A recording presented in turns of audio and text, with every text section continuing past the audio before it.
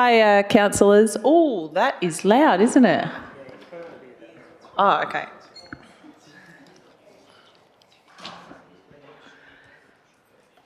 Welcome everybody to this special council meeting on the 25th of October 23 with our brand new council members.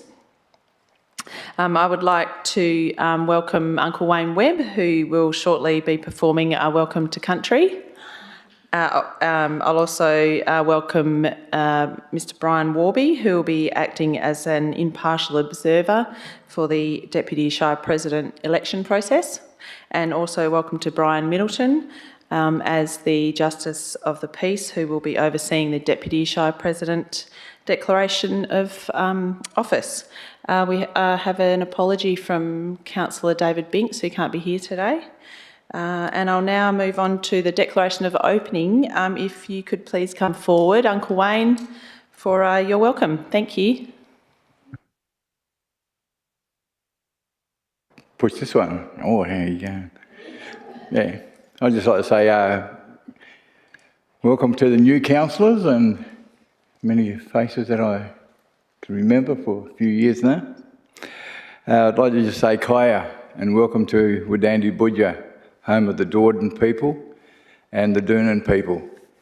And yeah, so our country goes from right up by Capel River and comes right down and goes to Windy Harbour and across from Nannup and stuff like that. So everything, this side is our traditional lands. And actually had a bit of a what's name this morning, all the Balladong PBCs in town. So they're having their meeting down on our country, so I had to be out there and welcome them. That's why I'm a bit late. But yeah, I'd like to just say this is a very special place here where we are, and because we're right in the middle of our song lines of the country. So everything comes this way from Mealianup in the south and Wannerup in the northeast up there. So yeah, I'd like to say, I hope we have continue our good working relationships with the Shire, because we find that, yeah, because we're in the middle of our song lines and it like that, you guys seem to pay a lot more respects than most people around.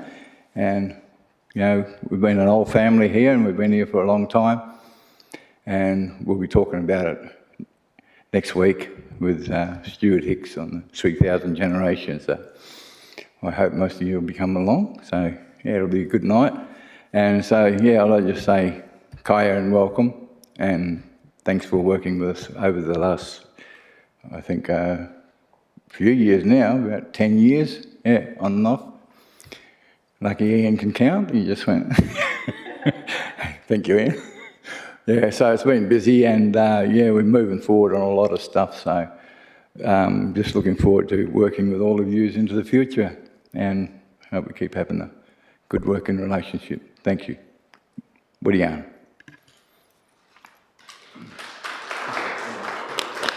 Thanks, Uncle, for coming to do that. We really appreciate it and look forward to working with you for many years yet. Thank you. So item 3 on the agenda, councillors, now is the election of the Deputy Shire President for this new council. I'd like to advise the meeting that a nomination has been received in advance of this meeting from Councillor David Binks. Additionally, a nomination has been received in advance of this meeting from Councillor Paula Cristofanini. I will now call for nominations, other nominations for the position of Deputy Shire President.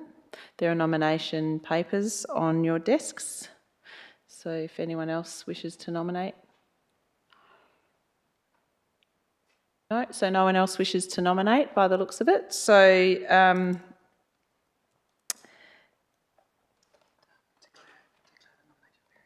okay, so sorry.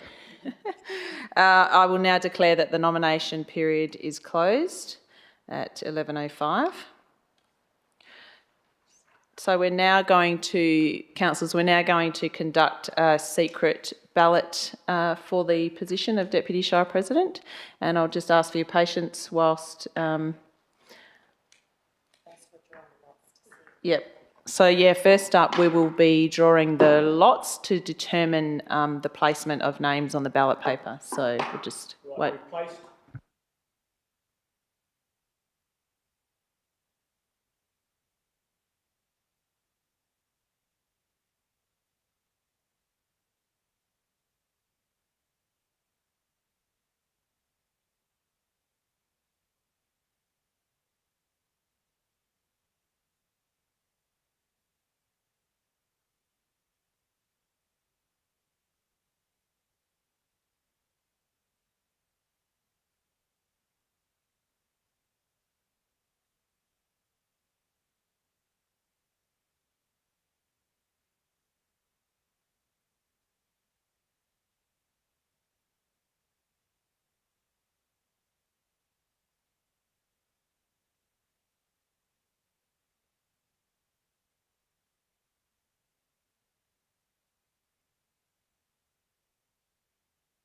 Sorry, Brian Warby's just asked if you would like to observe the count when that's conducted, Mr. Middleton, in the. Yeah.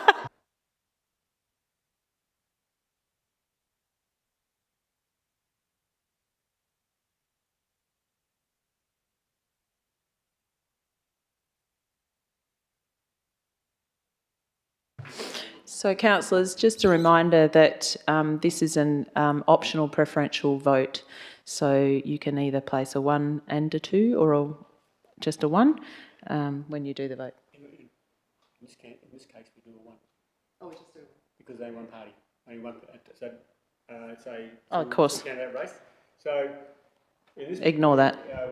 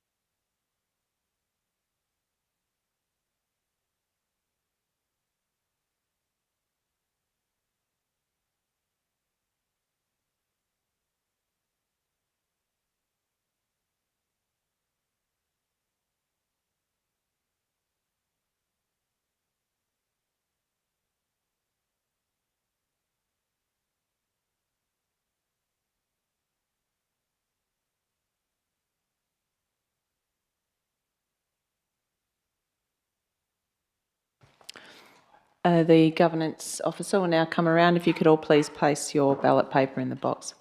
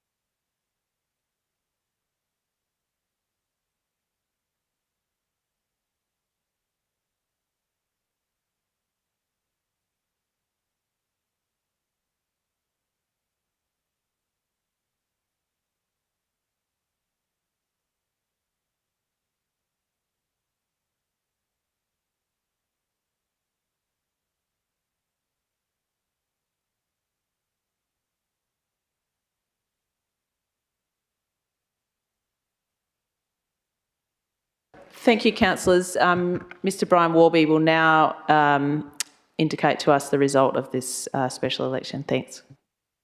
Okay, thank you for your time. I wish to declare that Paula Cristofanini has been elected Deputy Shire President, 7 votes to 0. Congratulations. Thank you.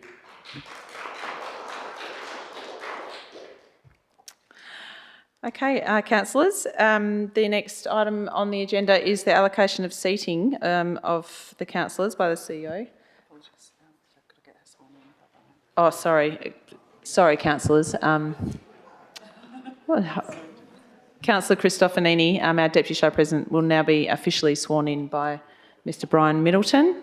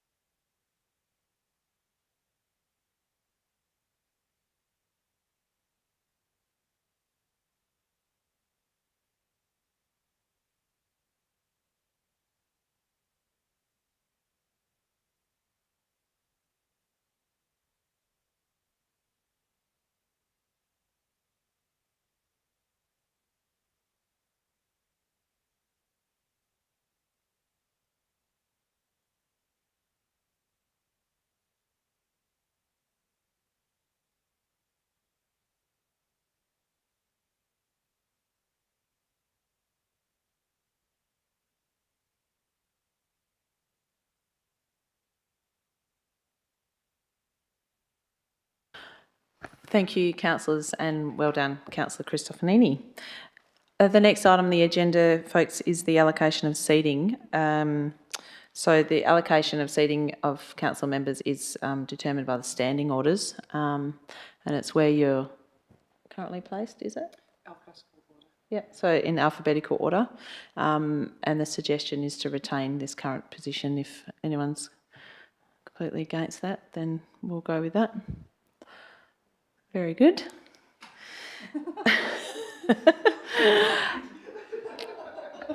Councillors, the next item on the agenda is the appointment to committees. So I will start with the Audit and Risk Management Committee, which requires 4 members.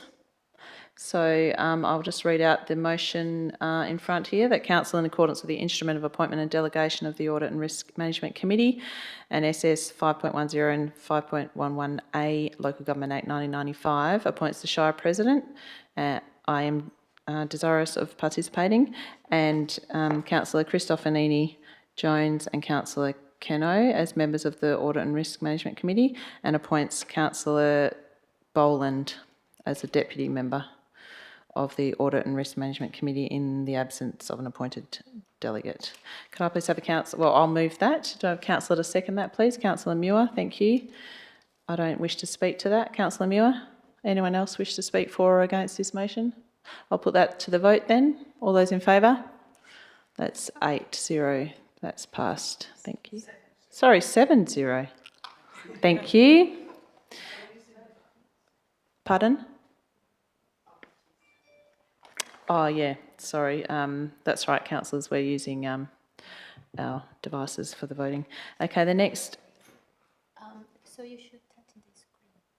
You have to? Yeah. Oh, okay, so we all need to tap This. that one? On the green and red buttons on the screen. on the screen. So tap the green or red on the screen to collect. So with that 6, so one more person to do that. Someone hasn't done it yet. Oh, yep, there we go. So that's 7-0. Well, that's exciting, isn't it?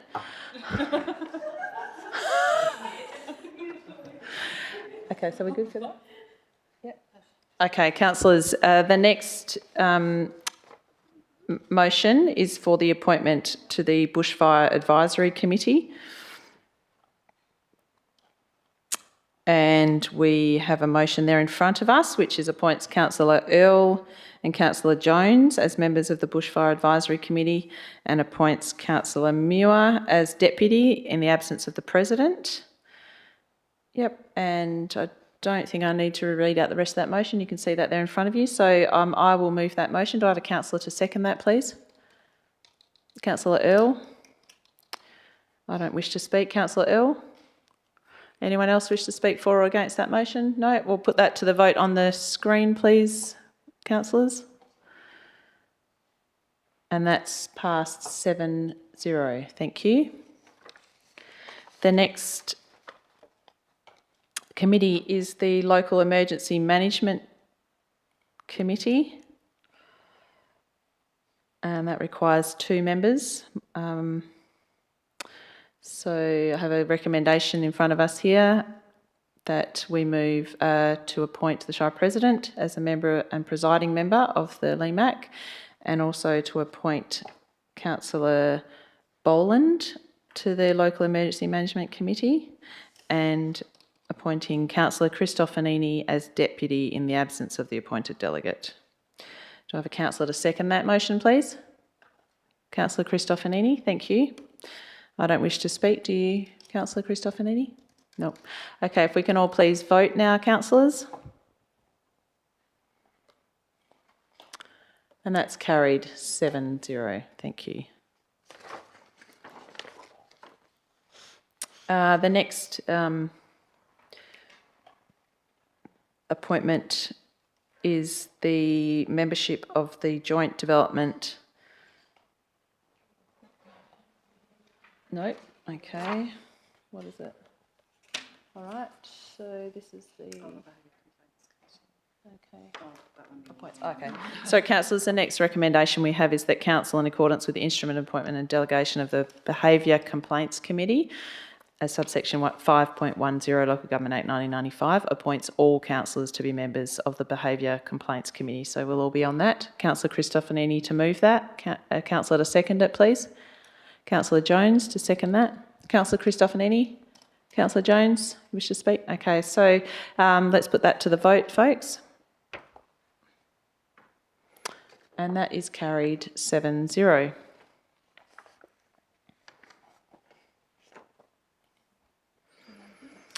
Okay, councillors, the item 5.5 is the Joint Development Panel Assessment Representatives.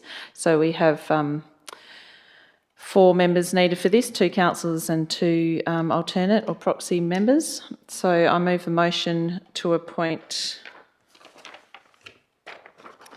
Councillor Binks as member number 1 and Councillor Christofanini as member 2 of the South West Joint Development Assessment Panel, and to appoint Councillor Earl and Councillor Boland as alternative 2. I will move that motion. Councillors, do I have a... Councillor Christofanini? I don't wish to speak to this motion. Do you? No. Anyone else wish to speak for or against this motion? No. I'll put that to the vote. All those in favour, please indicate on your screen. Okay, councillors, that's passed 7-0.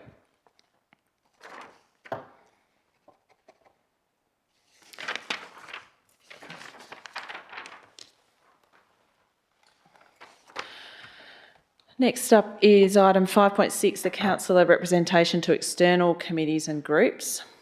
So we have a few of those. I have a recommendation. Okay, so appoint Councillor Muir as the representative to the Lower Blackwood Land Conservation District Committee. And myself, Councillor Meldrum as deputy, yep. And then to appoint Councillor, Councillor Binks as representative to the South West Regional Roads Group and Councillor Earl as the deputy.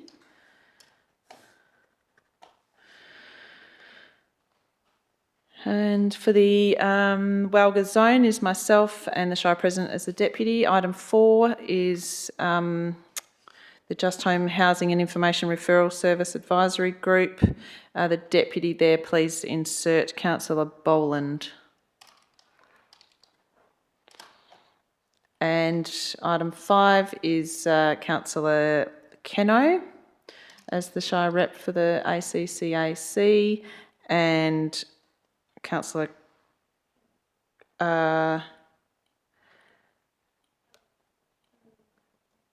okay, so we might just, sorry, just give me a minute, please.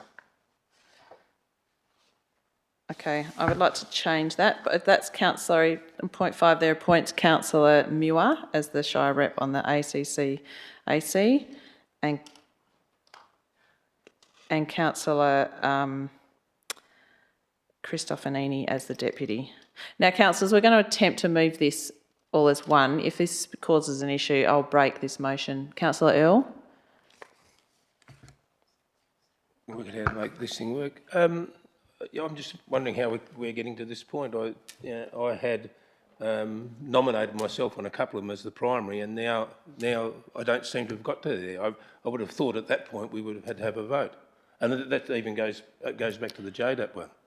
So I thought that in the past, when you had more than one nomination for the primary position, that we went to a vote. Okay, so I was going on advice from staff that we will attempt to move a motion as to a suggestion of membership, and in the event that that doesn't pass. So what I'm thinking is that we need to break this up. I'm going to take this into parts, okay? So we're going to break this down into 5 separate motions. So I move an amended motion. Is that correct, Steph? Yeah. So if we can just deal with number 1 on its own, please.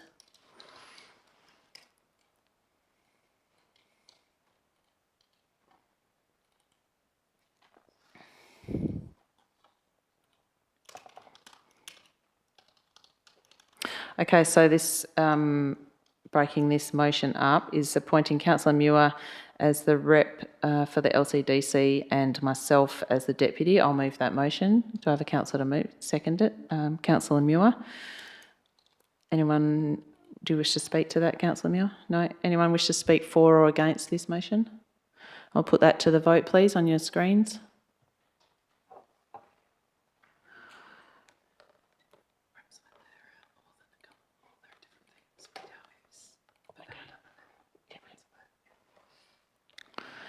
Okay, that's passed 7-0, councillors. So we'll now deal with point 2 of this motion. A point of order. Can we have an explanation as to why we're going this way?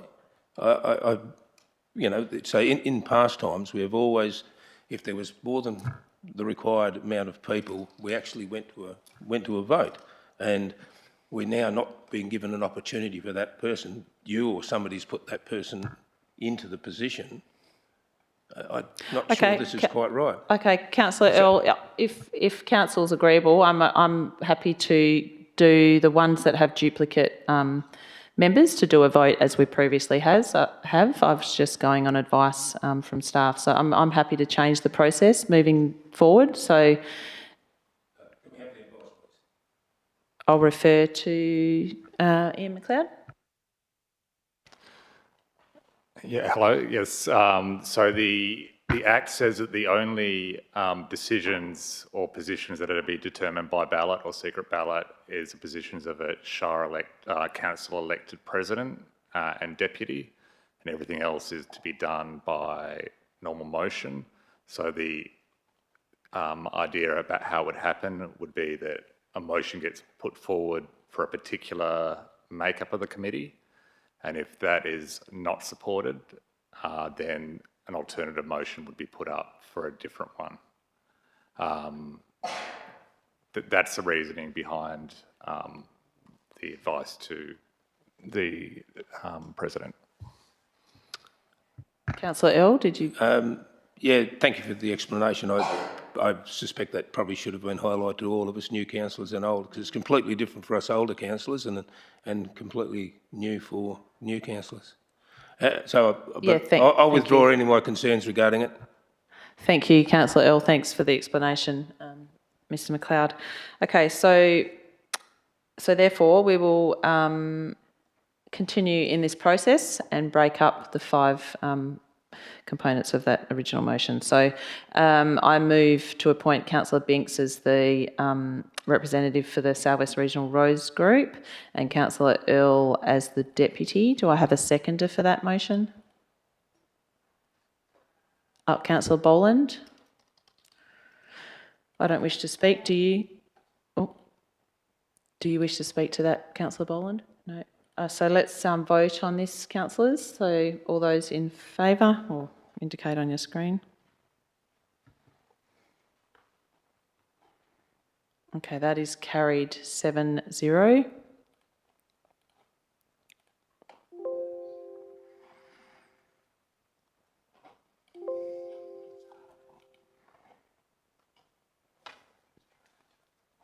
So we'll now go to point 2 of that.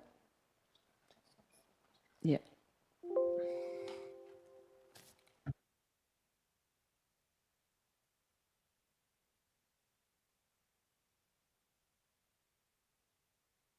Okay, councillors, just for technical purposes, can you please vote on that motion again on your...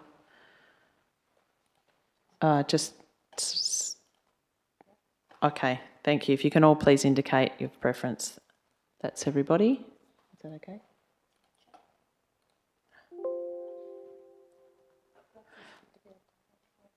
We'll just take a minute, councillors. We're having some technical issues with the new voting system, so just take a sec.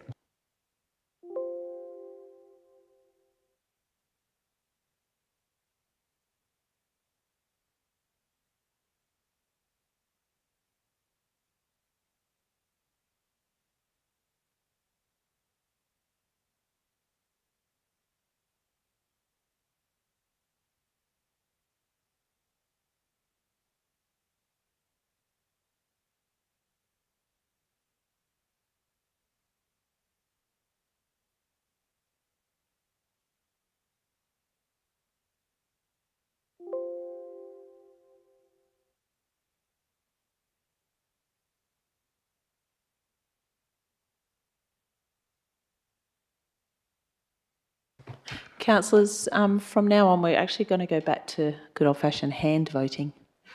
Okay?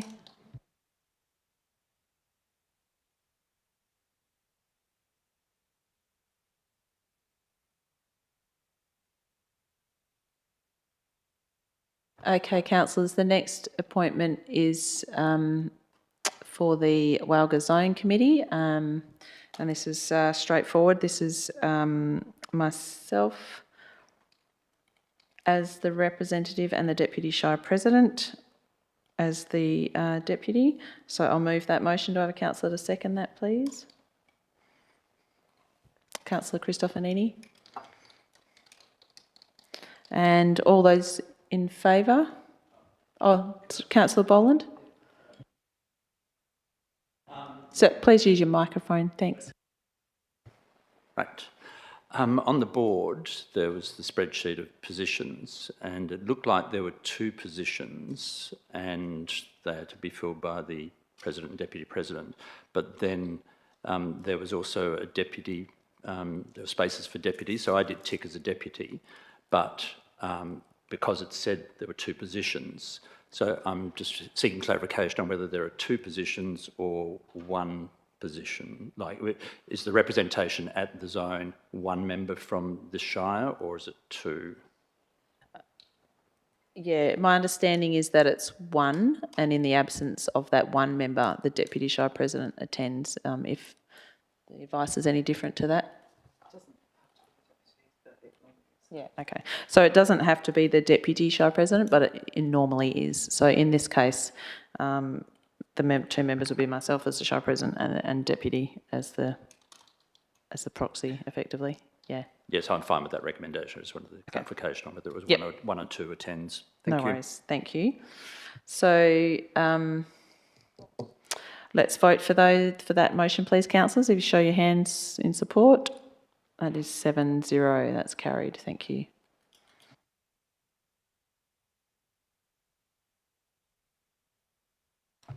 The next motion is in regards to the Just Home Housing and Information Referral Service Advisory Group.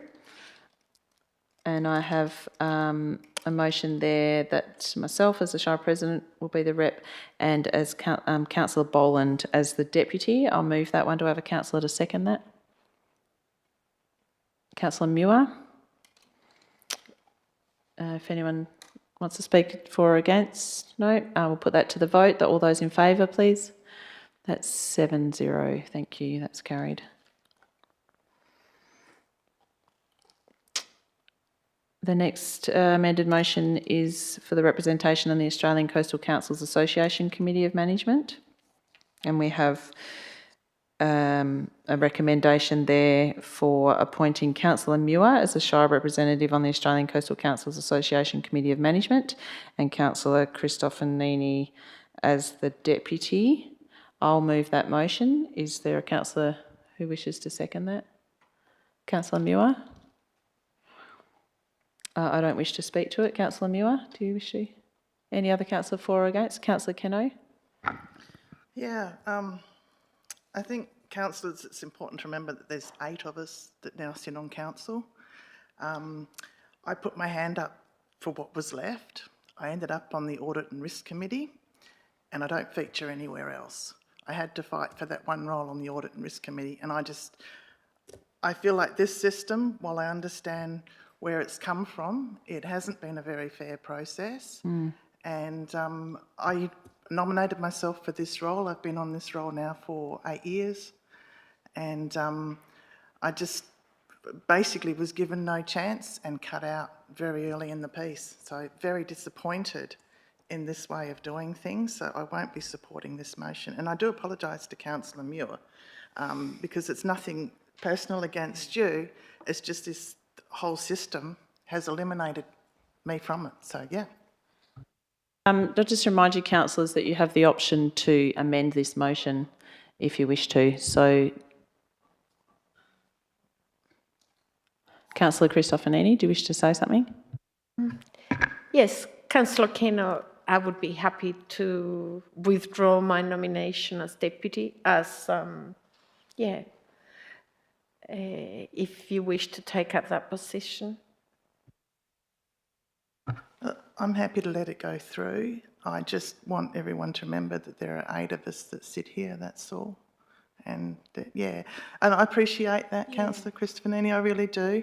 And I'll let it slide this time, but yeah. I would be very happy to, so... I just think for future reference, we need to really consider how we do this, because for me, it hasn't worked out very fair at all in the way that the process has been done, that nomination and voting for everybody and having an opportunity to vote for people, I just think was a little bit more balanced.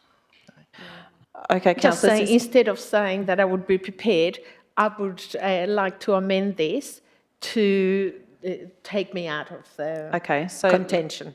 Okay, we would like to, can we amend the motion that appoints Councillor Keno as a deputy, please? In the second part of that motion. And I agree, Councillor Keno, this is a new process and, you know, we should have potentially discussed this before the meeting a bit more. So, Councillor Boland. Yes, thank you, President. I'm happy to revisit any previous votes if that was the way that the council wanted to go. I'm new here, so this is a new process to me. I went with the process that was explained, but that seems to have been misunderstood or Councillor Earl and Councillor Keno, and I don't wish them to feel that they have been excluded in any way, because I don't think that was the intention. I put my name down where there were gaps, essentially, or I put my name down for the Audit Risk Management Committee originally, and then thought, well, there's plenty of good people nominating for that, including Councillor Keno with her experience. So if there is any, well, when Councillor Earl spoke earlier, I thought we might have had this opportunity to talk about this at that stage, but then Councillor Earl withdrew the comments he was making at that stage, so we didn't deal with it then. I am happy to revisit things if that is not of any great difficulty to our process, but I don't want anyone to feel that they're not getting an opportunity to participate. Yeah, thank you. Councillors, we need to deal with each amended motion that's in front of us, but I'm going to foreshadow this motion to look a bit differently and appoint Councillor Keno as the ACCA committee member with Councillor Muir as the deputy. But we need to deal with this one in front of us, but I'm just foreshadowing that for information. So we're right now dealing with the one in front of us, which is appointing Councillor Muir as the Shire President, as the Shire Rep on the ACCAM, and Councillor Christofanini as deputy. I'll move that. Councillor Muir second that. So we're voting for that motion. So, councillors, can you show your support for that? So, do it by hand, please. So, The amended motion still got my name in it? no, that should be Councillor. Sorry, it's down there. Yeah, it's Councillor Keno. Yeah, no, sorry, just 2 seconds, Councillor.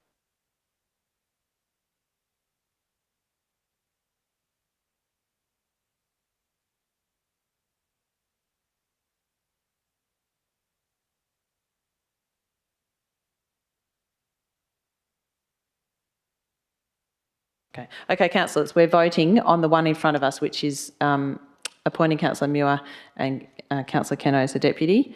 If you're in favour of that, please show your hand. So that is lost.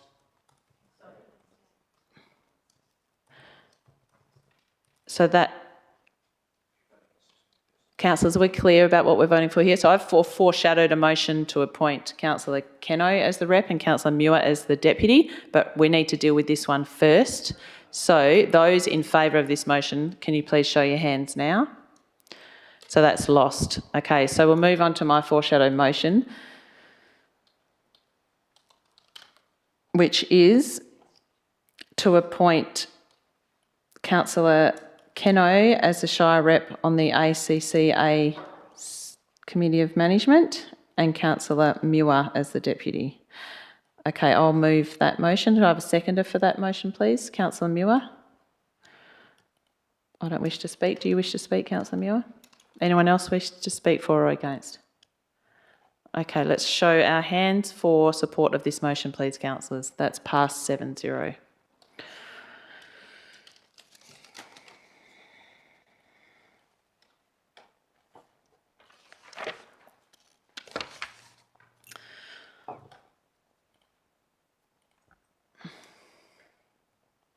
Third last piece to that motion.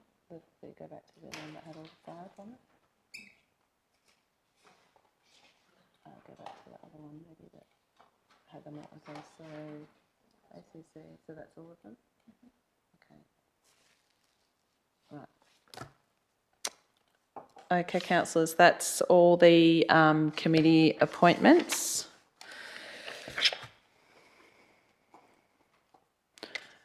Sorry, just going to clarify something.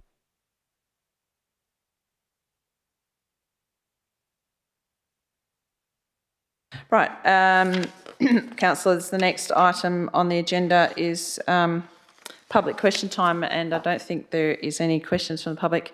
And item 7 is closure of the meeting, so I close the meeting at 11:42. And thank you for that. Thank you for your attendance and apologies for that clunkiness. Thank you.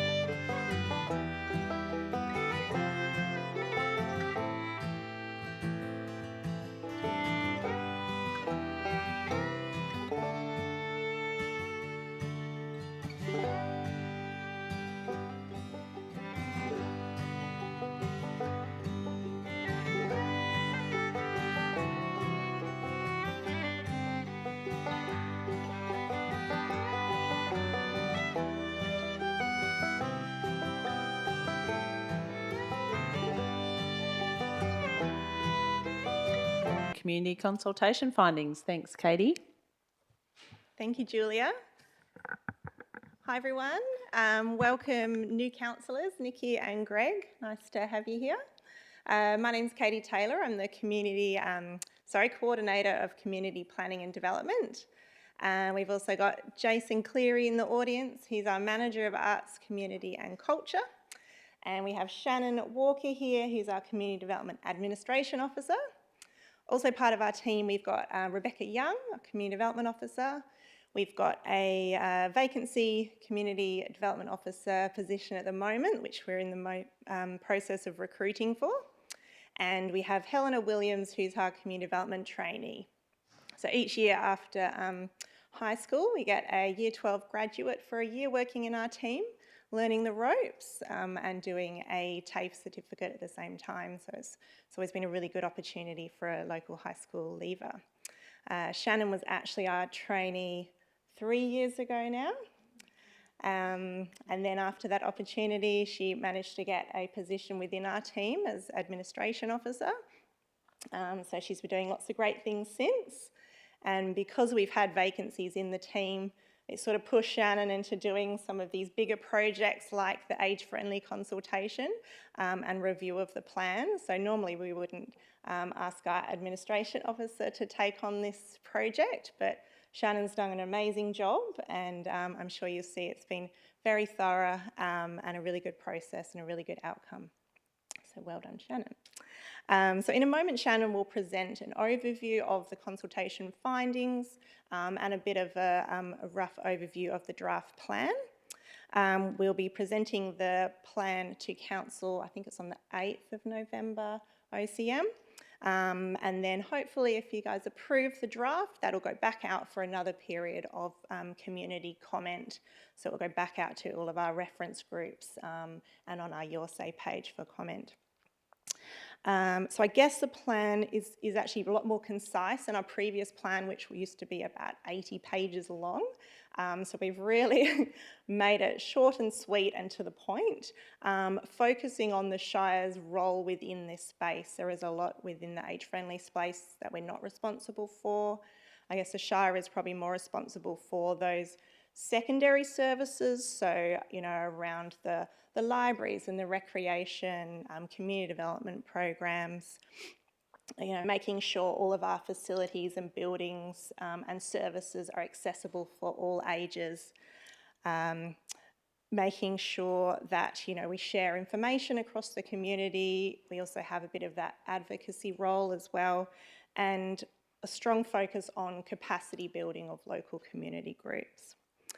There's also lots of crossovers with our access and inclusion plan, which was redeveloped this year as well.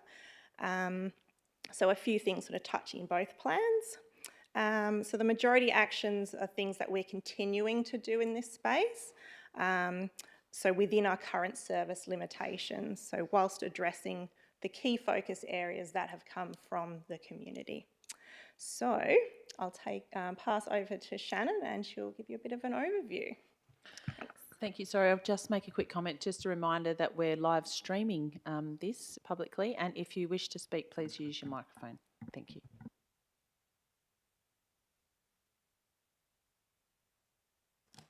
Hello all, so as Katie mentioned, I'm Shannon and I'm going to be presenting on the age-friendly consultation and our new draft plan. So the Shire's previous age-friendly plan was due for renewal last year, and we began the process for review and engagement. We have already completed the first few phases, which included desktop research, developed of an engagement and review plan, and consultation with internal and external stakeholders. Earlier this year, we did provide Council with an overview of our community consultation that we undertook in the direction of the new plan prior to writing it. So the new plan has now been drafted, and today I'll be providing a brief overview of the consultation we undertook, which we did, as I mentioned, bring to Council earlier, but as we've got some new councillors and a bit of a refresh for the councillors who were here before, I'll go over that. And we are bringing it before it is endorsed for a further lot of community consultation. And then any feedback we receive through the second round of consultation will be applied as necessary.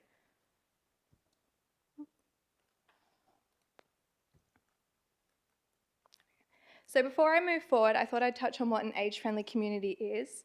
So an age-friendly community is one that recognises the great diversity among older people, promotes their inclusion and contribution in all areas of community life, respects their decisions and lifestyle, and anticipates and responds to age-related needs and preferences.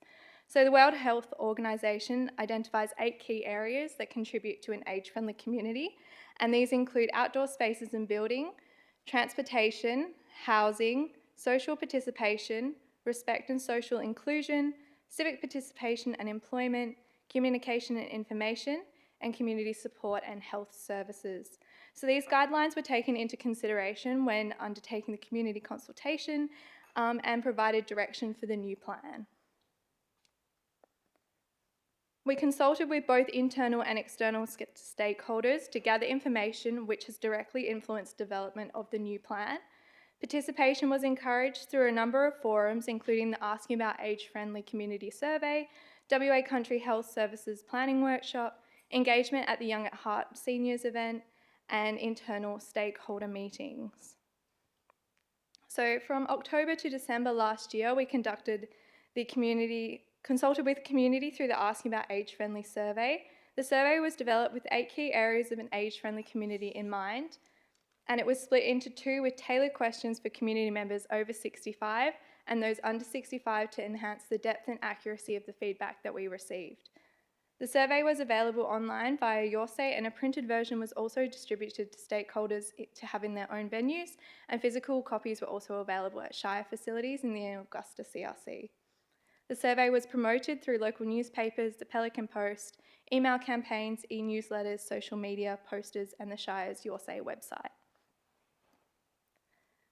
We received 80 survey responses, 60 from community members over 65 and 20 from community members under 65, representing interested community members, service providers, and family members or carers who are unpaid. 22 responses were from people who identified as male, 57 from female, and 1 preferred not to say. We received responses from community members living across the Shire, with the most coming from Margaret River, Augusta, and then also Quarrumup, Narrabuk, Prevelly, Carradale, Witchcliffe, and Rosabrook. Then over February this year, we met with key internal stakeholders as part of the engagement process. Key internal stakeholders included the Heart and Arts Margaret River, Community Development, Assets, the Library, Recreation Centre, and Town Planners. We discussed actions relevant to the business unit from the previous plan, feedback specific to their business unit from the survey, and the following 4 questions. What services and support is the business unit already providing or doing for people over 65 in the region? What challenges do you face in providing these services and support for people over 65? What opportunities do you see to better support people over 65 in the region? And what feedback have you received from these people about your service? We received positive feedback in several areas. Most respondents over 65 agreed or strongly agreed that they felt valued and able to contribute meaningfully to the community in avenues such as volunteering, employment, and/or recreational activities. 63% of seniors who participated in the survey felt connected and welcomed in the community, and most respondents strongly agreed that they could access the information that they needed in a variety of formats. From the community consultation, 5 key themes emerged which shape the objectives for the new plan. These 5 key objectives were access to aged care support services and facilities, which was the most prevalent challenge or concern for people living in the Shire over 65. Seniors are concerned about the lack of available options, including residential aged care, community care-based care services, home care and support services. Social relationships and participation is a high priority for this demographic.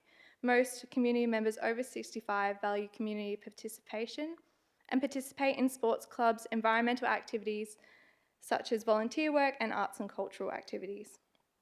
Physical health of themselves and their partners is a concern for most people over 65. They are wanting to access more specialised services, and the long wait times for current services is a barrier to accessing what they need. Finance was the 4th one, which cost of living and housing affordability. It was a strong theme that came through in the consultation. A number of seniors are concerned for their current living situations, their finances after retirement, and the current housing market. The last key theme that emerged was the challenge of having limited transport options in the area. Many older residents feel that the previous challenges could potentially be alleviated with accessible and affordable transport. Other themes that emerged through the survey was that most respondents living in Augusta did not feel safe to use existing pathways and that they are not well maintained and accessible. There was many concerns for the future of seniors being able to access social groups and health services without transport, and there were several mentions that increased ACROD parking or potentially seniors bays at shopping centres would be beneficial.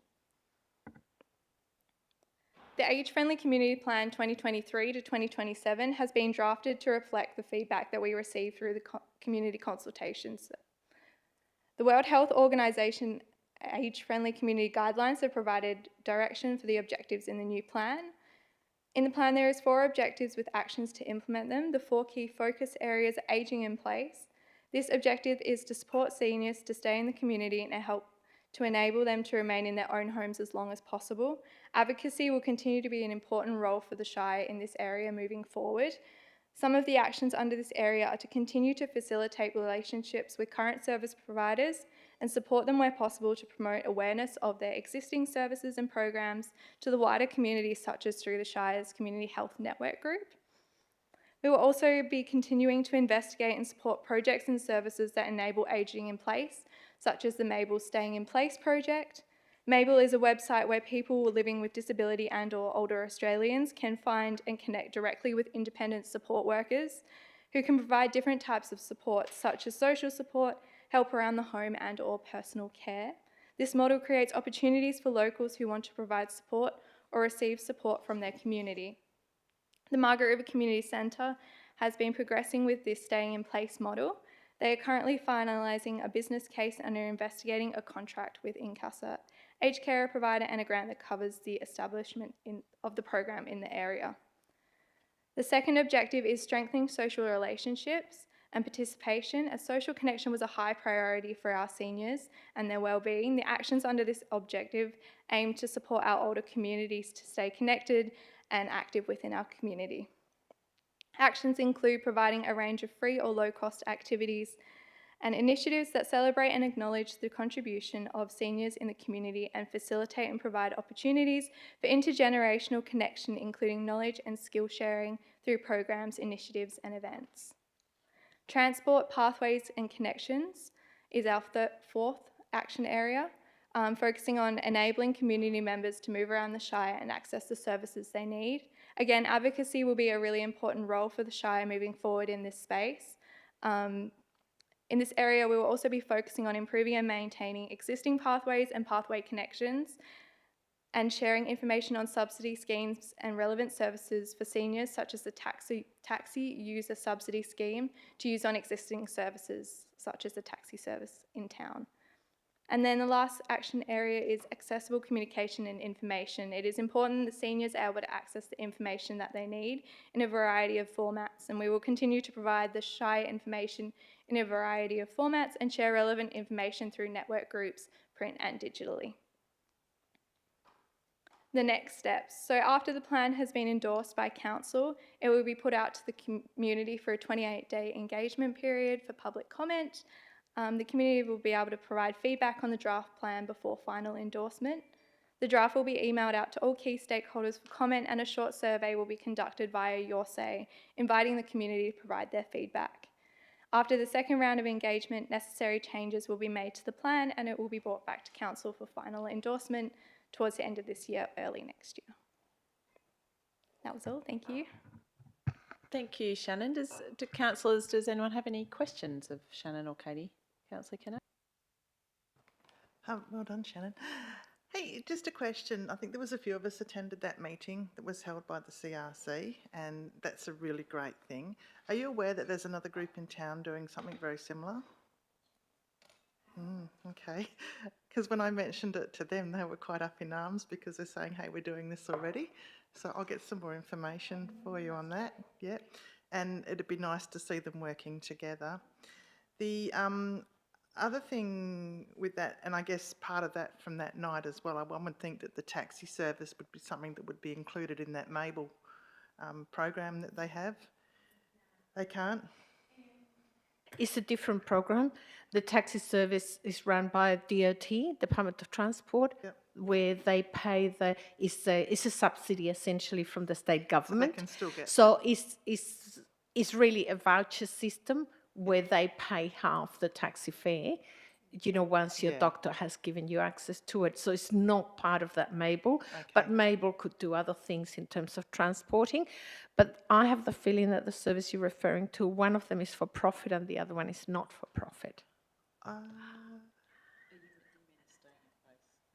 Yeah. No, it's community care. It's called something Is else. I think they're volunteers. So but the other thing is, of course, both those services really depend on the source of funding that the client has, and they are very good for people on Centrelink. They are less good, people that are self-funding retirees, and we have a lot of them, would have to pay out of their own pocket. So, it's quite interesting. I've been hearing from people who attended the session.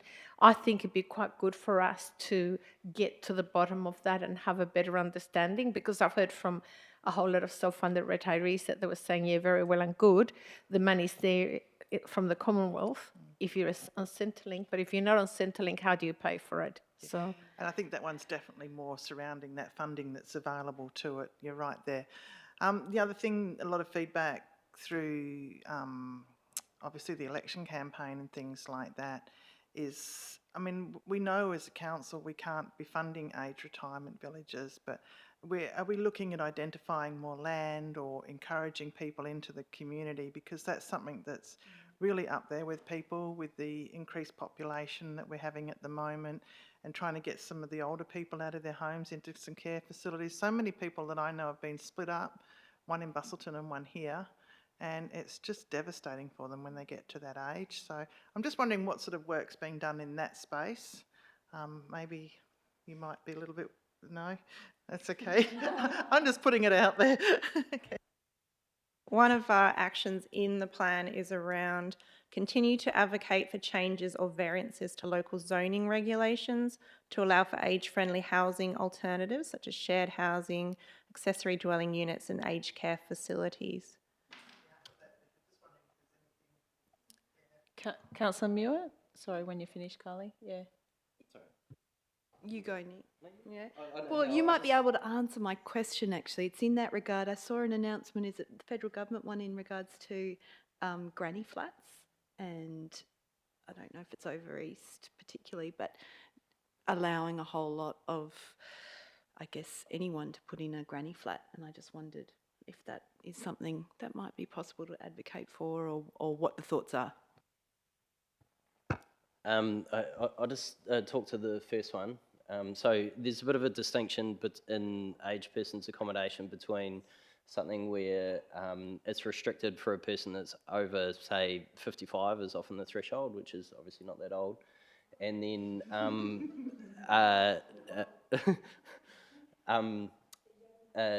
assisted care or assisted living, which is kind of where we see the bit of the hurdle.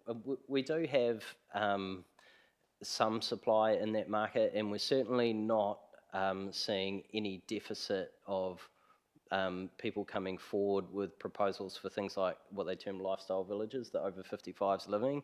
If anything, that's happening in almost any greenfield development that we see at the moment, is that people are looking to carve off a chunk of it and sell it on Globo for that opportunity. And they are looking really, you know, we need to treat that with a degree of caution, to be honest, because they're not looking at transitioning only people from the community into purpose-built housing, although it does provide that opportunity. It's also a demand generating type of activity in itself. So, you know, when they come and talk to us, they talk about how people will transfer from existing housing into those facilities, but they're talking about how much demand there is in the state or the country for people to come and live in Margaret River and live in over 55s villages. And we have a very limited supply of greenfield development land. So, you know, we wouldn't want to see all our subdivisions used for that purpose, to be honest. You know, they almost need to be used for the full spectrum of people that, you know, need to work in supermarkets and kids that go to school and all those types of things. So we do, I guess the best way we reflect that is to allow some of that opportunity to happen, and also to encourage alternative forms of housing to be allowed to happen within residential environments. Really the best way to do that is by mixing densities together, but that's hard in our statutory framework. Sorry, Councillor. And sorry. Yeah, and then yourself, Paula. I guess over 55's not aged. No. Take it from me, it's not. I guess that wasn't what I was thinking. I was thinking aged, like Mirrambina and places that are more care facilities. That seems to be where we're lacking. Over 55's is just a lifestyle thing. That's, yeah, when you've got rid of the kids and you're spending your money. But I just think that next, the older step is probably where we're lacking in advocacy and things. So, yeah, that's all. And then, secondly, the one around granny flats, yeah, you can do that in association with a dwelling anywhere in the Shire at the moment, so, yeah. I've got a question, but before we go to that, I mean, the demographics generally would be that we are going to have a lot of oldies for a while, but it's going to transition. So I suppose if you would think long term of planning and housing, you don't want to start catering for a group that is going to disappear. I mean, I think we are the post-war, you know, the baby boomers. Once we get past us, the demographics of the population could look quite different. And so you want to sort of have planning things that are going to provide today for those people, but tomorrow it'll be for a different demographic spread. Anyway, I was actually wondering, do we need an age-friendly plan, or how do we mainstream these things throughout the things that we do? Because, you know, we've got the access plan. We've also got things like the leisure facilities plan, and we've got the this plan and the other plan.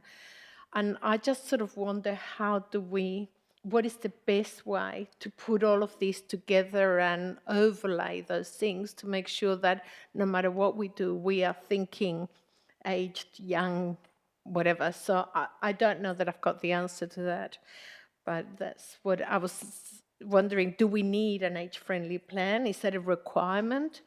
Or should we be thinking about mainstreaming things? Yeah, I guess there's a few different approaches. And I know the City of Bustleton have had more of like a larger like community plan. So, you know, youth, age-friendly, community grants, everything's sort of been encapsulated in the one. I think it's quite important to have the separate plans, even though we do spend a lot of time in our planning space. But then I feel like if you combine them, things can get quite diluted. And I know we moved from the Disability Access and Inclusion Plan to a wider access and inclusion plan, but the Disability Commission are finding that a lot of the stuff we've been doing in the disability space has been quite diluted because of that.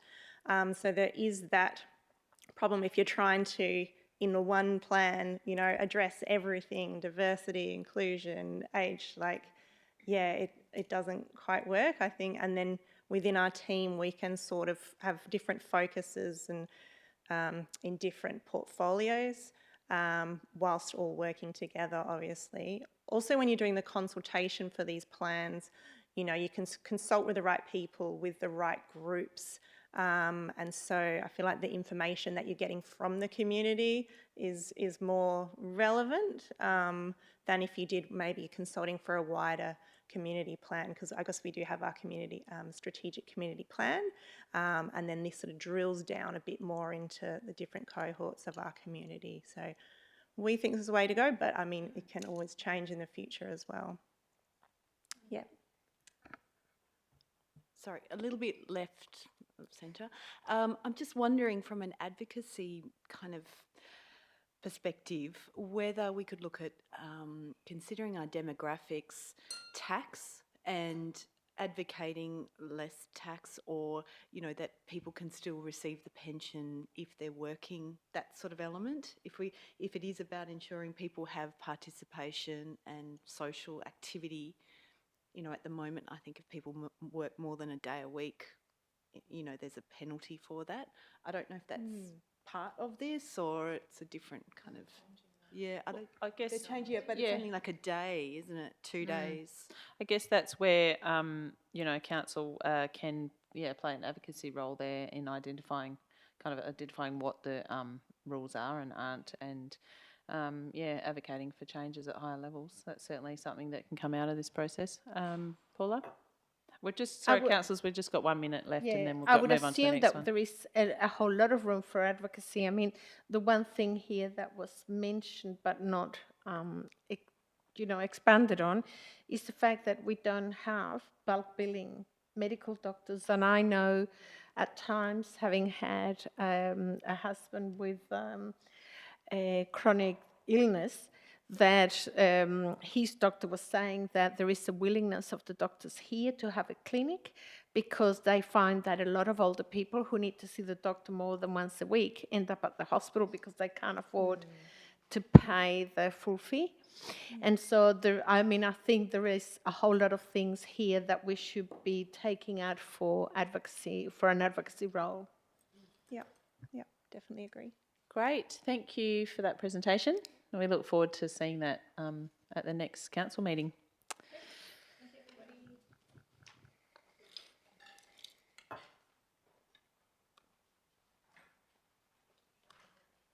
Next up, councillors, we have the briefing on the mobile food business, policy, thanks.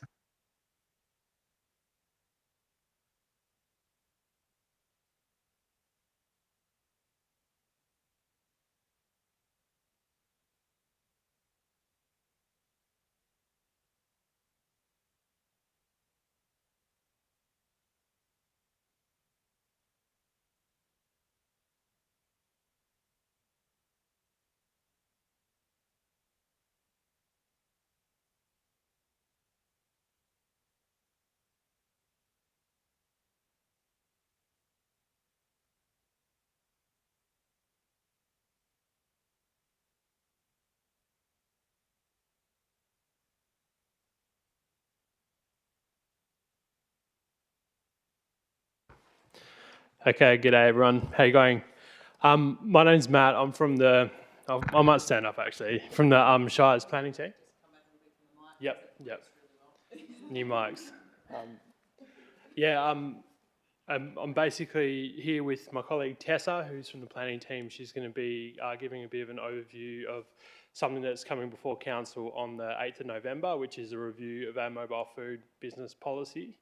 So she's going to give a bit of an overview of the work that we've done so far, the consultation that's gone into the current draft, and we're available for any questions or anything like that you have after she's given the presentation as well. So I'll hand over to Tess to deliver that. Okay. Hello. All right, so I'll just try and get the right. So just to confirm, this is for presented to you just to put out for public consultation, so it's still the draft policy. So that's kind of the point that we're at. How do I move the...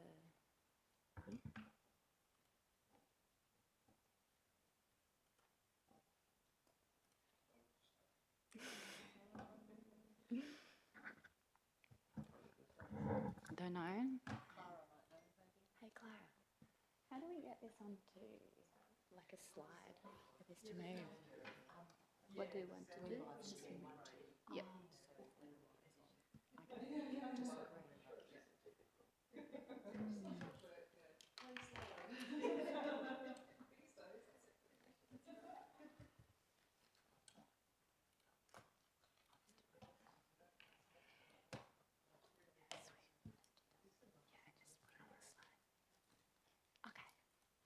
Okay, perfect. Thanks, Clara. Okay, so basically, there's three main reasons we're doing the update. So this is just an overview. I'll go into more detail. So first of all, there were state of emergency COVID exemptions that allowed food vans to operate on private properties with no planning approval. So we're looking at formalising those exemptions because we found that there wasn't really many issues that came up because of this, but we'll put certain limitations on it. The second thing is, while we're doing this update, we found that it was a good opportunity to add some additional locations for our Shire reserves.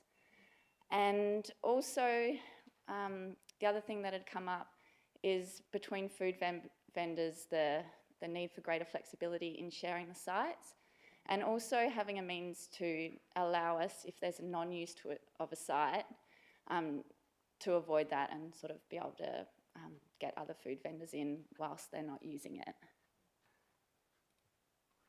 Okay, so I did a little bit of, a fair bit of consultation over this year, mostly with the food vendors, just to get some feedback on whether there are improvements we could make to our permit allocation process or the expression of interest, to see if there was interest in having new sites, whether there was support for the exemptions, and obviously from their perspective, more sites and the exemptions is a good thing, so they were supportive of that. And also to check that there weren't any logistical issues with the proposed sites that we had. We also had a survey sent out to the Main Street traders, which I'll speak about a little bit further on, and also spoke to the Gracetown Coromandel Bay community group as well, because to see whether we had support for a Gracetown location. Okay, so just some more details of the planning exemptions. So usually a mobile food van would require a planning approval. So we're looking at allowing exemptions for food vans operating in the town or village centre zones, the rural zones and the caravan parks. And this is only where they operate incidentally to an approved commercial entertainment use, such as a cellar door or small bar.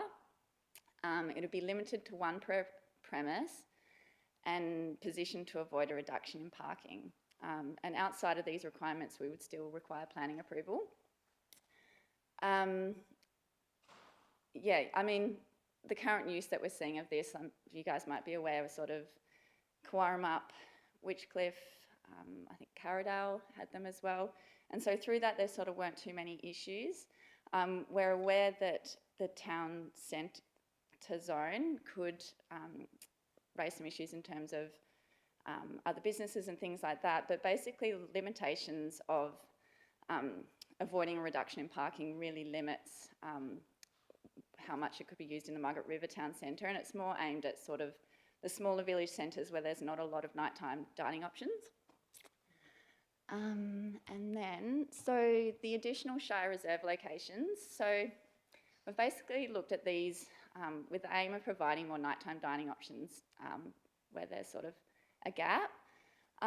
We can put limitations on the permit days and times during the expression of interest process. So with some of the sites which I'll present to you next, you know, there might be some awareness about how this could compete with local businesses or whether community groups are using the space nearby at the same time. So we can put limitations on the permits to sort of allow for this, like saying Cowarup, it's changed a lot over the last year in terms of food and beverage businesses, but, you know, still on a Monday, Tuesday night, for example, you wouldn't be able to sort of get a meal out.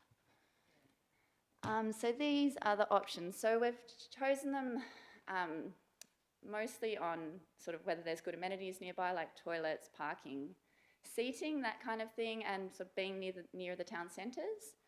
So we've got Duggan Pavilion car park in Quarramup.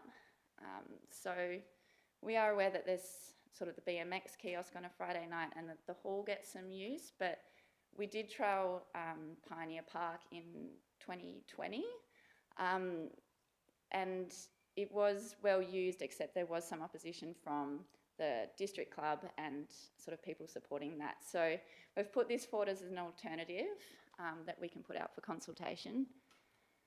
Gracetown, Main Beach Car Park. So yeah, there being no sort of options out in Gracetown in the evening and the shop getting particularly busy in the morning. I know that the Quarramup Bay Community Group are keen to have something extra there. So we've got that forward as an option as well. Druids Hall Park in Witchcliff. So this was, consultation for this was sort of packaged into it, the upgrade of the park. And so the location that we've got is at the rear of the park. And yeah, it's a good location, close to the centre. It's got the toilets and it will help activate the new park upgrade.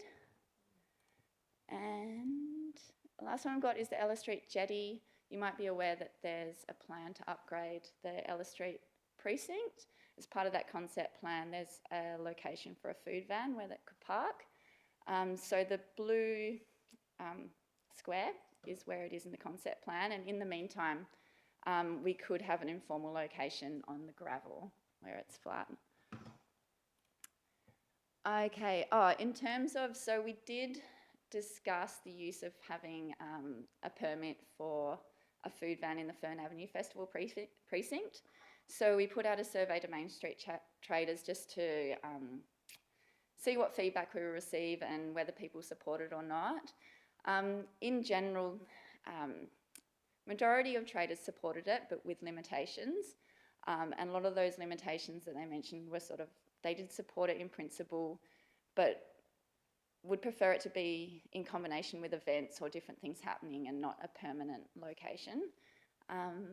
And further to that, Sustainable Economy are doing a lot of work around activating that area and street activation in general.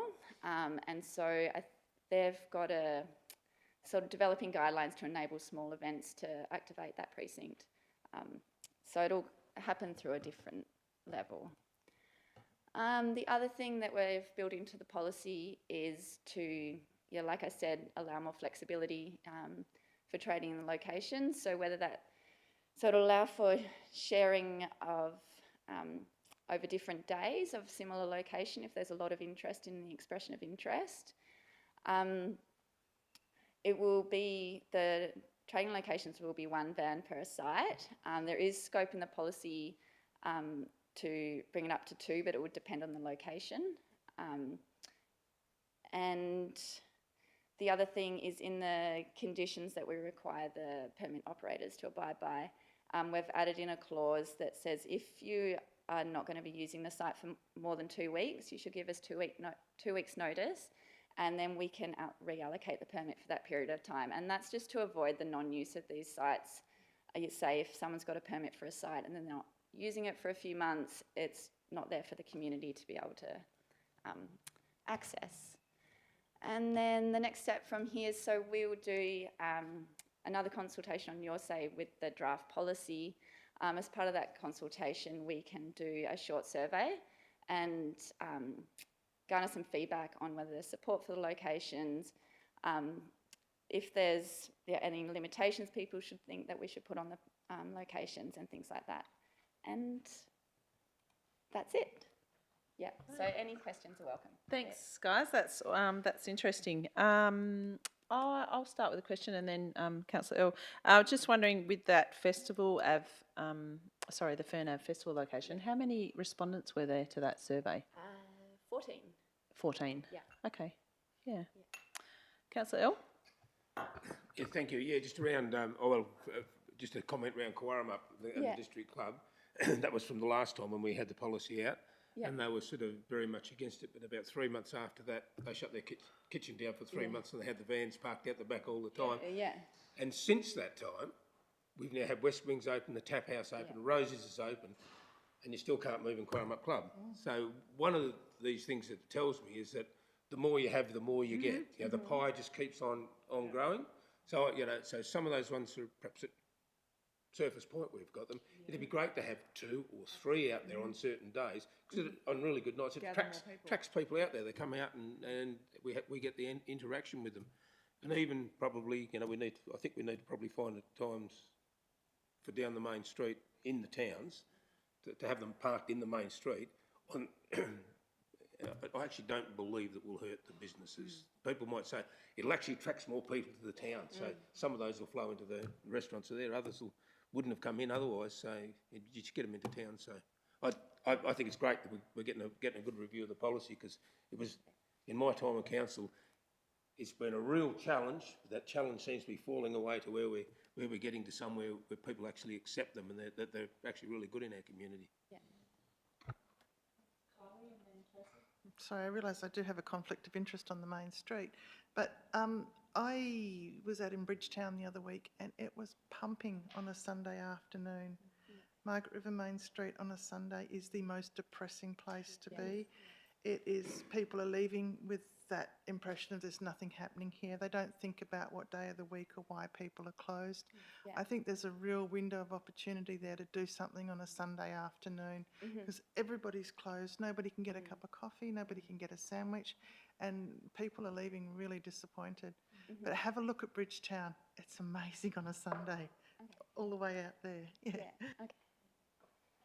Thank you. And Tracy and then Paula. Yeah, just to concur with Kylie and Ian, I think it would be great to kind of look at, particularly Sunday, Monday and Tuesday, you would know there's not that many places open, and really we need to activate that area. And I think it would be great, particularly in summer. And at Surface Point, just having one van just isn't enough. We definitely need, I reckon, at least another 2 would be really awesome. Yeah. I was going to say that I think there is still a lack of understanding in the community as to the objective of having these vans, because a lot of the time people, you know, when we hear from them, they're referring to their own commercial objectives, and that is not the driving force of having them. It is activation. So I think it's really important that when we go back to the consultations, that we are very clear what is the vision and what is driving us, that is the driver, we're not talking about the commercial imperatives. And I was going to say, you know, we still have the challenge of activating this area here, which is fabulous. So, yeah, I agree, Paula, and I think you know, these businesses do provide an entrepreneurial opportunity for businesses that you know, don't want to take on the higher overhead costs of a commercial facility. So I'm really pleased to see also like the modifications in terms of sharing sites and, like, you know, being able to slot someone in if it's vacant. I think that's really great to make the most of the sites, you know, that we determine appropriate. So yeah, anyone else got any other questions or comments? we also talking about flexibility for existing businesses. I mean, like, are we talking about like the hotel, for example, that the tavern, that was either their kitchen or an outdoor kitchen, you know, it'd be great to work with the traders and so on to get that kind of flexibility. Great, I think that's it for us. So thank you, that was great. Looking forward to, seeing that come to us. Oh, Tracy? Sorry, just one other brief question. I'm just thinking in the consultation, is there the opportunity to put out anyone who is thinking about the possibility of doing a mobile food business and getting their ideas to see how that might be activated? Is that possible? Yeah, there must be a few, and I'm just wondering, you know, if we can pull those people in for some potential activation of new businesses, start-up, pop-up, like... Yeah, I mean, we do get, so Kath Gardner, who does the permits, she sort of receives all the interest that she gets from new food businesses or mobile food businesses and things. So she has a list of the ones that are interested that haven't started yet. So,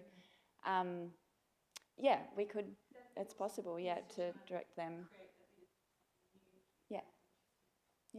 Sorry, I just want to flag Yeah. a current trend at the moment, and that's Nonna's kitchen out of the back window of their backyard. There's a lot of home food places opening up in people's backyard, okay. and it is just something to keep an eye on. Not necessarily down here yet, but it is Yeah. trending a lot. Yeah. Where you can go into someone's backyard and they'll cook you up pizzas and things like that. Yeah. So, Do that in Melbourne. Thanks, folks. Thank you. Okay. Cheers. So our next briefing is at 3:30, which is the schedule of dates and venues for our OCM and committee meetings. So let's have a 10-minute break, hey? And we'll start back at 3:30.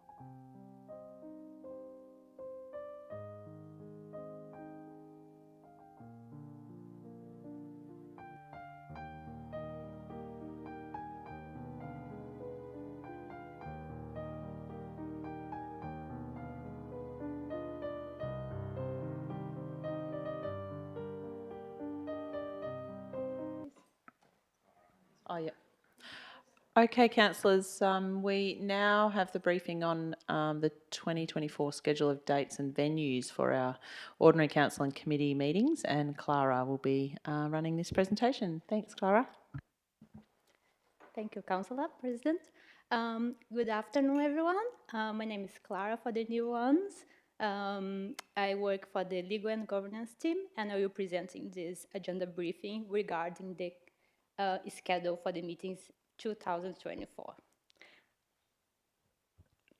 So a little bit of the background. We have 2 ordinary council meetings every month, except for December and January, and for school holidays. School holidays would be April, July, and September. So we just have 1 council meeting on those months in acknowledgement of the caring responsibilities. Our council meetings happen at the 2nd and the 4th Wednesdays. Currently, we have 4 committees: Audit and Risk Management Committee, Local Emergency Management Committee, Bushfire Advisory, and Behaviour Compliance Committee. The instrument of appointment and delegations of each committee determines when the meeting gonna happen.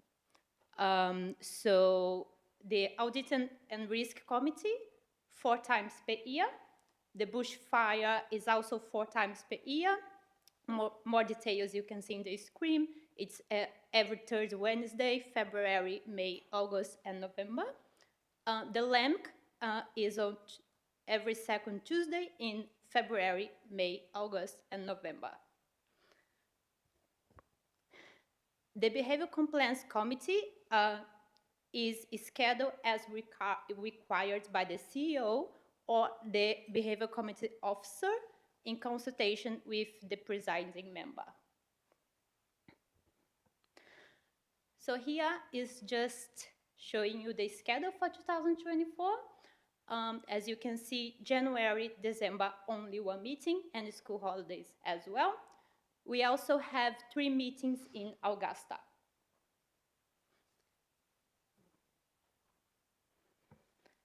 This is the schedule for the Audit and Risk Management Committee. 4 meetings next year. Local Emergency Management, also 4 meetings. Bushfire Advisory Committee, also 4 meetings. Legal implications. The Shire is required to give public notice of the schedule by the local government regulation. Also, we are required to give public notice in case of change of the day, the local and the place and the time. The public notice goes in the Shire website. And that's it. Any question? Are there any questions from anybody? No, pretty straightforward, that one. So thank you. Thank you. Thanks, Clara.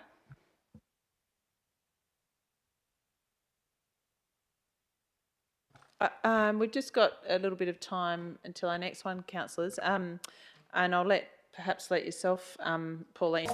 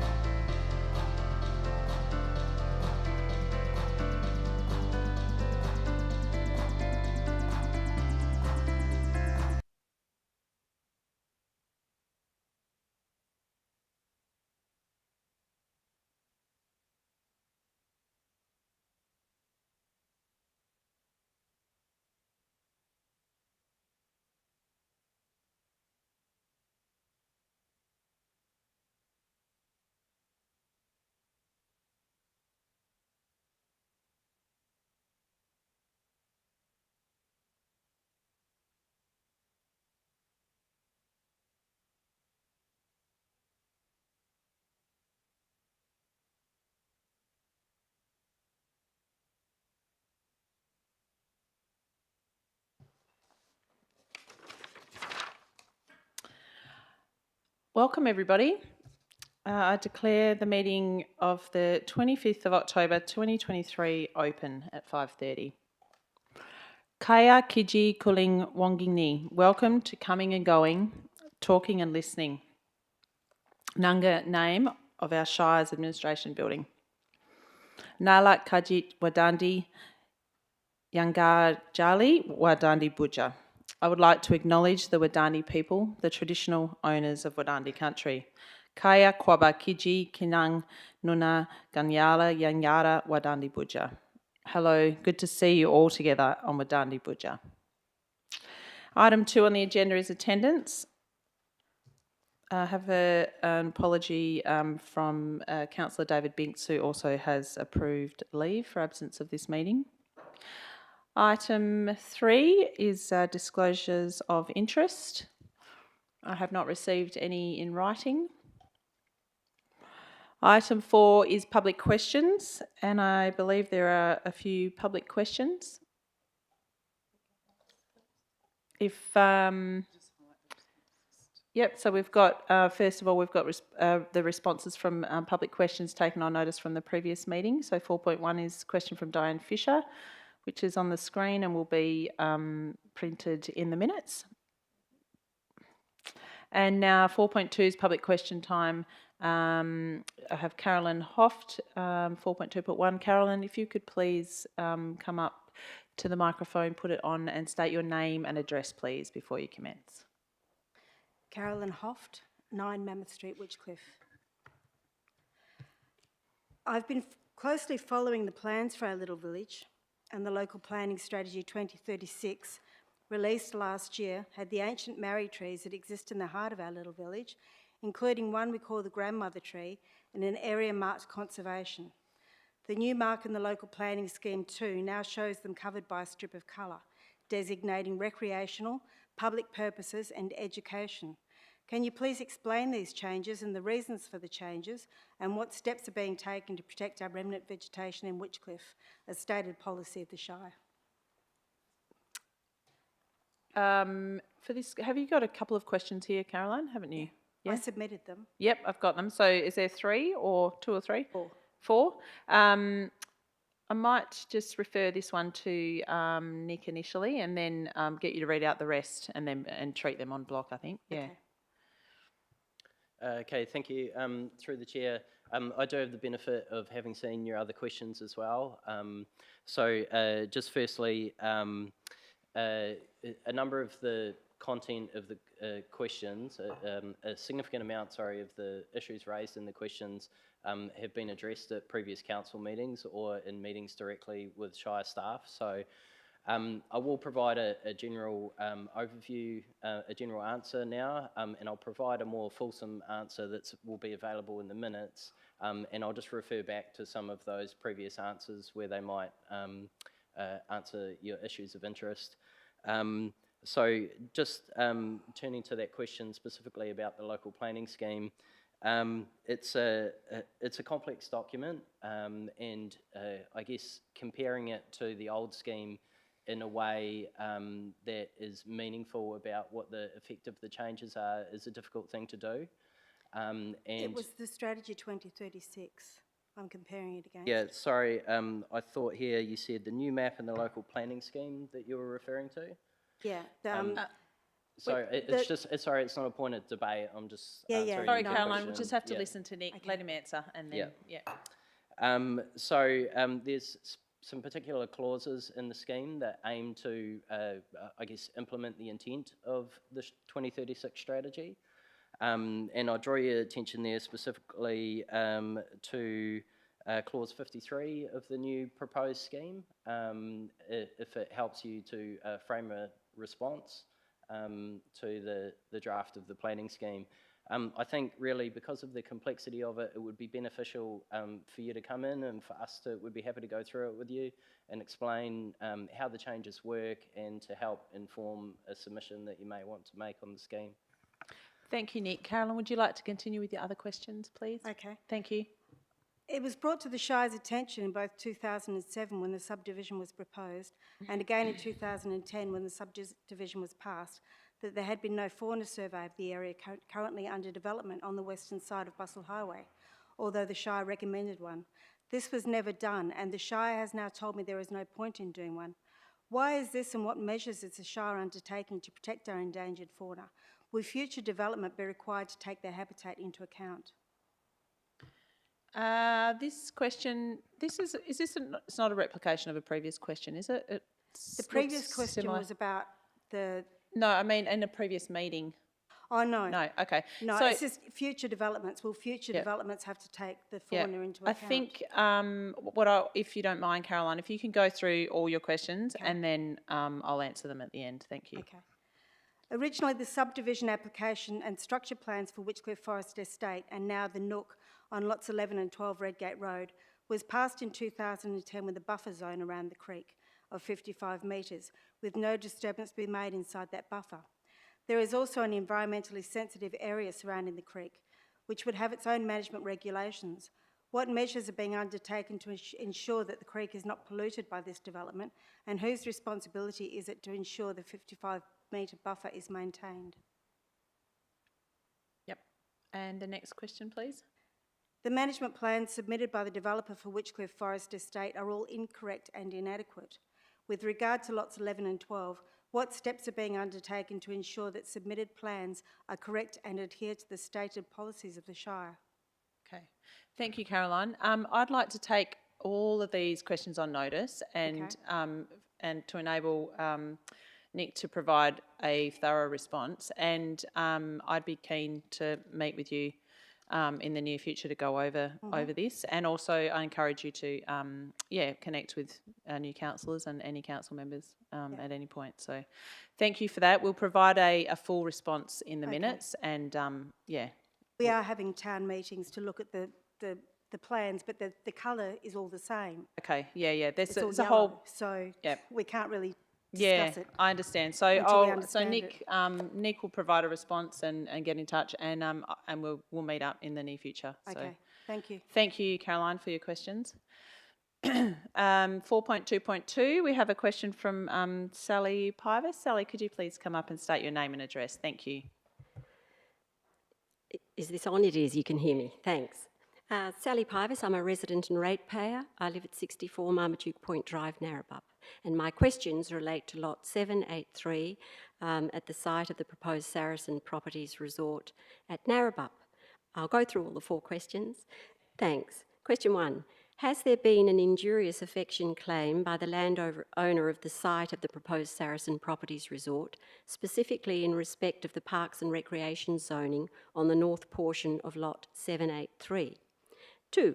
If there has not been an injurious affection claim by the landowner of the site of the proposed Saracen Properties Resort, specifically in request of the Parks and Recreation zoning on the north portion of lot 783, is the Shire aware of oral or written information that there might or could be such an injurious affection claim? 3. What is the likelihood of an injurious affection claim against the Shire or the state government being successful in respect of the Parks and Recreation zoning on the north portion of lot 783? 4. Has the Shire sought and or received legal advice about an injurious affection claim in respect of the Parks and Recreation zoning on the north portion of lot 783? Thank you, Sally, for your questions. I would like to take all 4 of those questions on notice to enable us to provide a thorough response to those. So thank you. Thank you. Thanks, Sally. And we have another public question from Lynn Saventi, 4.2.3. Lynn, if you could please state your name and address. Thank you.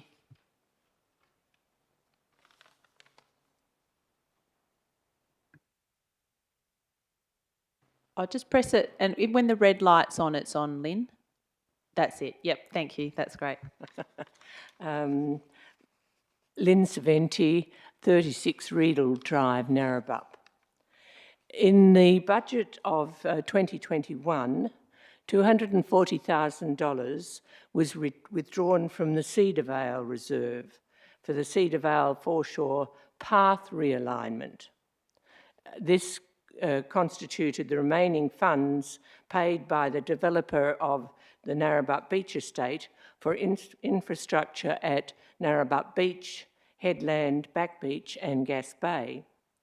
Later, it was decided not to proceed with the path alignment. Has the $240,000 been reallocated to the Cedar Vale Reserve? If not, is it held in reserve in any form to be used as intended for providing infrastructure at Narrabeen? Thank you, Lynn. Is that your only question? Yep, thank you. I will refer this one to probably likely both the directors. So, Mel, if you'd like to go first for that one, please. Thank you, and through the chair. Yes, there was about budget allocation in 2021 for $240,000 to be taken from the Cedar Vale Reserve. But as you stated, that path alignment was not undertaken. As such, the $240,000 was left in the reserve. So it still exists within the Cedar Vale Reserve to be used for its stated purpose. Thank you. Yep. I'm not sure if you want to add anything to that, Nick.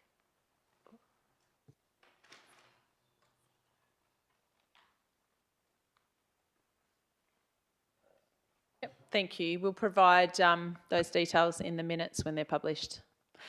Okay, so if are there any other public questions? No? Okay, thank you. Next item on the agenda is 5, which is applications for leave of absence. 5.1, Councillor Cristofanini wishes to get a leave of absence for the OCM and Audit and Risk Management Committee for the following date. So I have a motion here that Council grants Councillor Cristofanini leave of absence from the 22nd of November 2023 OCM, the 13th of December 23 OCM and the 22nd of November Audit and Risk Management Committee. I have a councillor to move that. Councillor Muir, do I have a seconder? Councillor Earl. Councillor Muir. Councillor Earl, if there's no further discussion, I'll get you to vote on your device, please, councillors.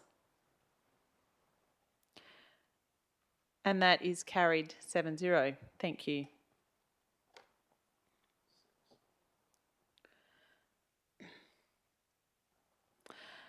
Next item on the agenda is the confirmation of minutes from the previous meeting, from the Ordinary Council meeting on the 11th of October. I'll have a motion to confirm those minutes. Could I please have a councillor to move that? Councillor Cristofanini and a seconder. Councillor Keno. Councillor Cristofanini. Councillor Keno. No, thank you. So I will put that one to the vote on your device, please, folks. That is carried 7-0.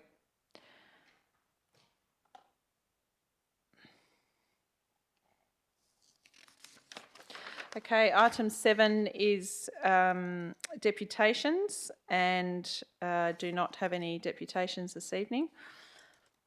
Item 8 is petitions, and unless anyone has one, no petitions, thank you. And item 9 is announcements from the presiding member. I do have a brief announcement.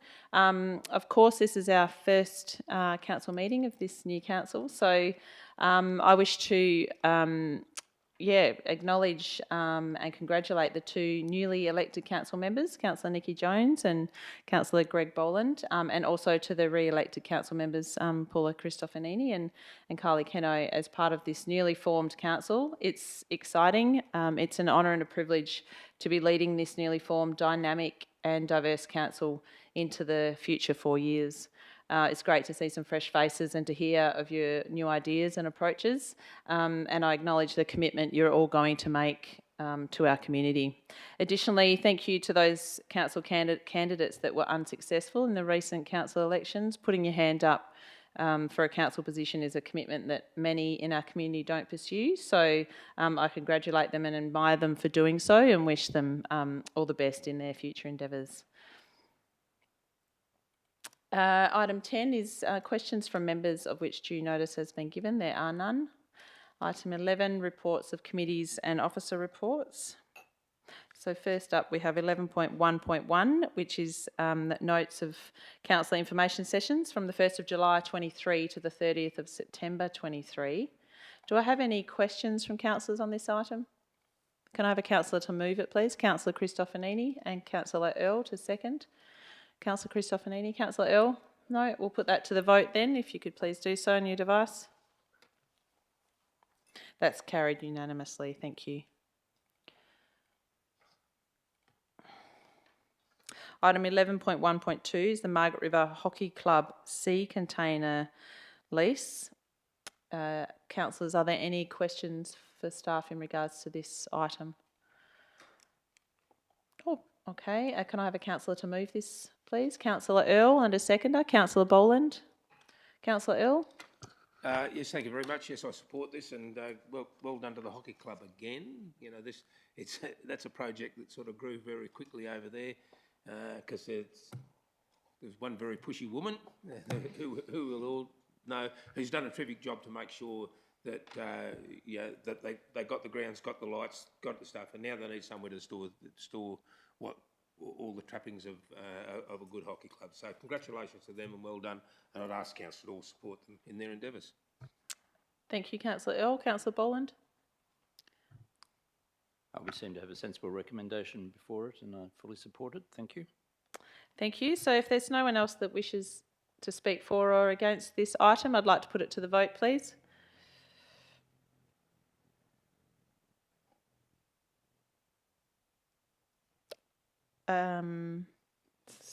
We're missing somebody. Okay, that's carried unanimously, 7-0. Thank you.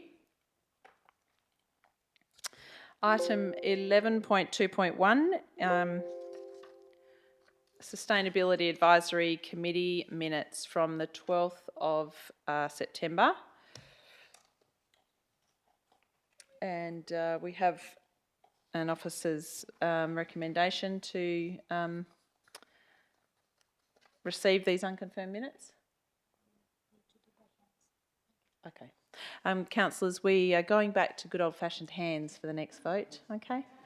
So yes, we have a recommendation to receive the unconfirmed minutes of the SAC meeting on the 12th of September. Any questions in regard to this item? No. Can I have a councillor to move it, please? Councillor Muir, and a seconder. Councillor Cristofanini. Councillor Muir.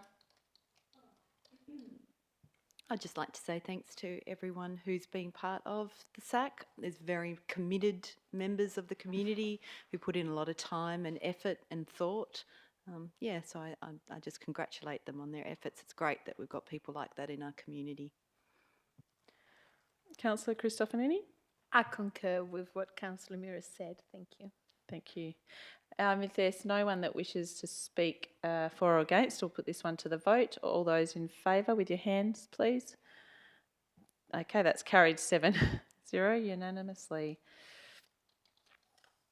Item 11.3.1 is the Corporate Business Plan Progress Report for Q1 of 2023 to 24.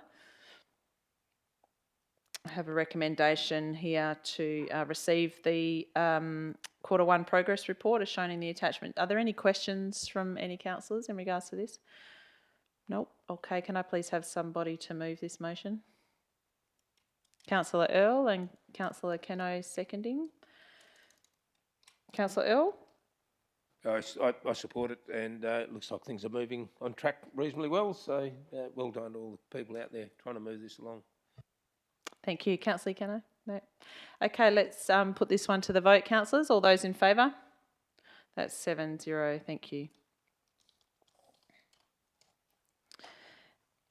Item 11.3.2 is the financial activity statement for September 2023. Councillors, are there any questions in regards to this item? No. Okay, I'll have a councillor please to move that we receive this monthly financial report for September 23. Councillor Muir, and a seconder. Councillor Earl, thank you. Councillor Muir. Councillor Earl. We'll put that one to the vote, please, councillors. All those in favour? That's carried unanimously. Thank you.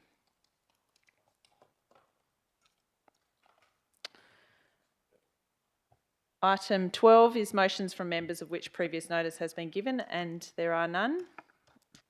Item 13, motions for consideration at next meeting. There are none. Item 14 is new business of an urgent nature from 14.1 from members. There are none. From 14.2 from the Chief Executive Officer, we do have an item to introduce, so I'll move a procedural motion. Do we need to introduce it or not? It's just there. Oh, they have to accept that it's urgent. Okay, so Yep, so I'll move a procedural motion that that we accept that this item is an urgent urgent business matter. So someone to second that, please. Councillor Boland, thank you. All those in favour to receive that as urgent business? That's carried unanimously, thank you. Okay, so now we will go to the item. All councillors have seen this as far as I understand. So has anyone got any questions about this item in particular? No? So we have a motion here to endorse an elected member of the Shire of Augusta Margaret River to nominate for the Library Board of WA, and part 2 of that is to endorse Councillor Christofanini's request to submit a nomination to WALGA for consideration to be appointed to the Library Board of WA. So do I have a councillor to move that, please? Councillor Jones. Councillor to second. Councillor Muir. Councillor Jones, do you wish to speak to that? Councillor Muir. Yeah, I'd just like to say thank you to Councillor Christofanini for advocating and stepping forward to take this position on. We've talked about how important our library is to our community and how important it is we ensure that there's equitable access to books. So thank you. Thank you, Councillor Muir. Anyone else wish to speak for or against this item? No, we'll put it to the vote then, please. All those in favour? That's 7-0, carried unanimously. Thank you. So, councillors, the next item on the agenda is 15 confidential business. There is none. So I shall therefore close this first meeting of the new council at 5:52. Thank you. That was a quick one. Sorry, just before everybody runs off, can I just... No, close the meeting's fine. Okay, meeting's closed. I just want to take a minute to acknowledge Paula and the last couple of years. Your leadership has been fantastic, and